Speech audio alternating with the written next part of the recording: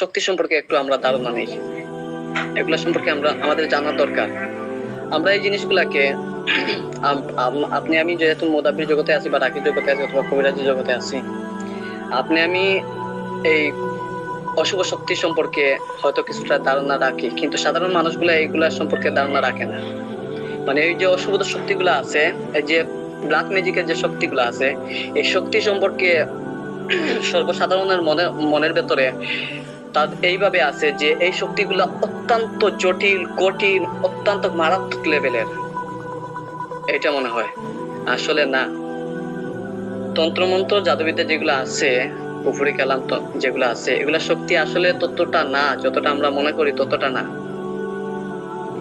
বান হোক, রক্তবান, আমাশা বান, শুকনা বান, যত বান আছে, হাওয়া বান, যত ধরনের বান আছে, এই কোন বান জাদুবিদ্যা কোন কিছুর শক্তি আমরা যতটা মনে করি ততটা না। দেখেন, একটা অগরী অথবা তান্ত্রিক অথবা সাধু সন্ন্যাসী কেউ যখন ব্ল্যাক ম্যাজিক করে, কালো জাদু কারোর উপর করে, প্রয়োগ করে, যখন ক্রিয়া যখন করে, এই ক্রিয়া যখন শুরু করার পর যখন একটা নামে একটা চালান করে দেয়, চালান করার সময় ওই শক্তির পরিমাপ থাকে শুধুমাত্র 20%। আপনারা অবাক হবেন, মাত্র 20% থাকে।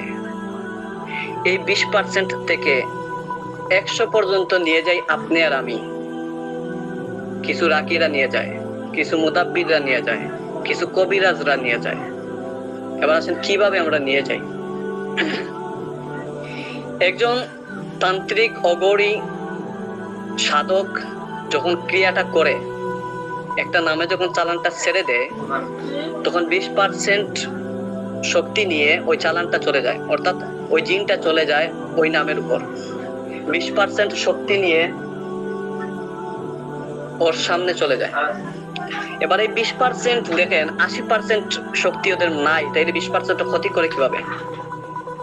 এইদিকে আসেন, রোগীরা নিজের এই 20% শক্তিকে বাড়িয়ে দেয়। কিভাবে বাড়িয়ে দেয় দেখেন, মনে করেন পাশের ঘরের একজন মানুষের সাথে তার দ্বন্দ্ব লাগছে, মানে এই পাশের ঘরের মানুষটা কোন এক জায়গায় গেছে তন্ত্রমন্ত্র করার জন্য, গেছে, গিয়ে কাজটা ক্রিয়াটা করছে, ক্রিয়াটা করার পর এই মানুষটা ফিরে আসলো। ফিরে আসার সময় ওই যে অগরী সাধক আছে, তন্ত্রমন্ত্র কর্ণওয়ালা যেটা আছে, যে মানুষটা আছে, ওই মানুষকে শিখিয়ে দেয় যে তুমি যাও, ওই মানুষের নামে চালান ছেড়ে দেওয়া হয়েছে বা চালান দেওয়া হবে, বা অথবা অমুক তারিখে, ওই তারিখে বা ওই রাতে চালান দিয়ে দেব। ওই রাতের পর, ওই তারিখের পর যার নামে চালানটা দেওয়া হবে তার দিকে তাকিয়ে হাসবে, তাকে দেখলে রহস্যজনক হাসি দেবে, তাকে দেখলে ইগনোর করবে, তোমার নিজের মধ্যে এমন একটা ফিল রাখবে যাতে সে তোমাকে সন্দেহ করে। তখন ওই মানুষটা তার প্রতিপক্ষ মানুষকে দেখে এই ধরনের মানে করে, এই অঙ্গভঙ্গি দেখায়। তখন ওই মানুষটা যখন দেখে, তখন মনের ভেতরে একটা সন্দেহ সৃষ্টি হয় যে এই মানুষটা হাসলো কেন, এই মানুষটা এইভাবে তাকালো কেন, এই মানুষটা আমার পাশে দিয়ে গেল কেন, ওই মানুষটা আমার করে আসলো কেন, ওই মানুষটা আমার ভাইয়ের সাথে কথা বললো কেন, ওই মানুষটা আমার স্ত্রীর সাথে কথা বললো কেন, বোনের সাথে কথা বললো কেন। এই যে সন্দেহটা সৃষ্টি হয়েছে, ওই সন্দেহটা সৃষ্টি হওয়ার কারণে আপনার ভেতরে যে একটা ইমানি শক্তি আছে এটা কমে আসে। বুঝতে পারছেন? আপনার সাথে জন্মগত একটা নূর আছে, ওই নূরের শক্তিটা কমে আসে। ওই নূরের শক্তিটা যত কমবে, তত ওই যে ব্ল্যাক ম্যাজিক ক্রিয়া করছে, ওই ক্রিয়া শক্তিটা বাড়বে। বুঝতে পারছেন? রোগীরা এইভাবে ওই যে ভয়ের কারণে ব্ল্যাক ম্যাজিকের শক্তিটাকে বাড়িয়ে দেয়, এজন্য পরবর্তীতে এটা অ্যাট্রাক্ট করে। ব্ল্যাক ম্যাজিক ক্রিয়া করার পর ওইটা মাথার উপর, রোগীর মাথার উপর শূন্যে থাকে, শূন্যে বাসমান হিসাবে অবস্থায় থাকে, শরীরে আক্রমণ করতে পারে না। এবার আসেন কবিরাজ, তারপর হচ্ছে রাকি, মুদাব্বিররা কিভাবে বাড়িয়ে দেয়। ওনাদের কাছে যখন হাজিরাতের জন্য যায় রোগী, যারা ধরতে পারে আসল রোগ তারা তো ধরে, আর যারা ধরতে পারে না তারা তিলকে তাল করে ছোট্ট বিষয়টাকে লম্বা করে আলোচনা করে তাদের সামনে, যার কারণে এই রোগীটা ভয় পেয়ে যায়। ভয় পাওয়ার পর লম্বা একটা অ্যামাউন্ট, লম্বা একটা টাকা তার সামনে উপস্থাপন করে, এত টাকার বিনিময়ে আমি কাজটা করব। তো রুগীটা গরিব, 3 বেলা খাইতে পারে না, আপনাকে এবার 20-25 হাজার 30 হাজার টাকা কই থেকে দেবে? ঠিক আছে না? এই যে দেবে, এখন তো পারবে না, এখন তো বাধ্য হয়ে সে চলে যেতে হবে। তখন সে চলে গেল, চলে যাওয়ার পর আপনি যে একটা ভয় ওর অন্তরের মধ্যে ঢুকিয়ে দিলেন, এই ভয়টা কিন্তু তার অন্তরের মধ্যে সব সময় ঘুরপাক খাইতে থাকবে।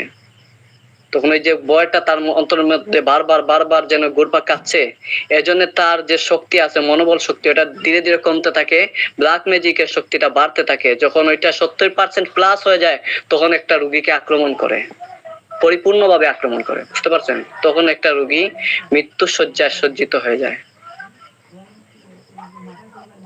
আমি যে আলোচনাটা করছি, এটাকে ক্লিয়ার বুঝতে পারছেন সবাই?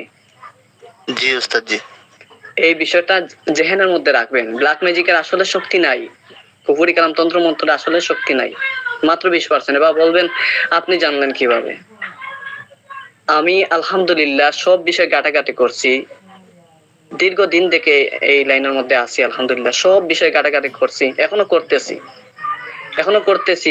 আপনাদের হয়তো উস্তাদ যারা আছেন এরা অনলাইনে, আমার বেশ কয়েকজন উস্তাদ আছে এরা অফলাইনে, ওনাদের শরণাপন্ন মাঝে মধ্যে হই, বুঝতে পারছেন? তো এই যে বিষয়গুলা, এগুলা আমার এক উস্তাদের কাছ থেকে জানা। উনি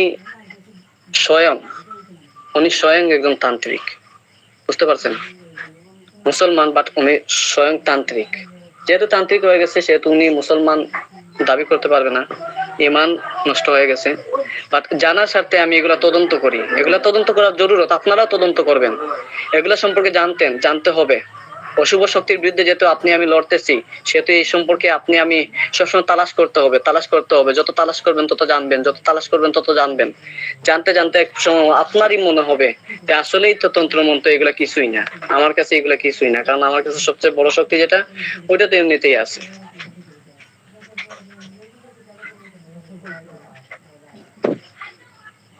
আচ্ছা, এবার আসেন একটা জিন সম্পর্কে আলোচনা করি। একটা জিন আছে,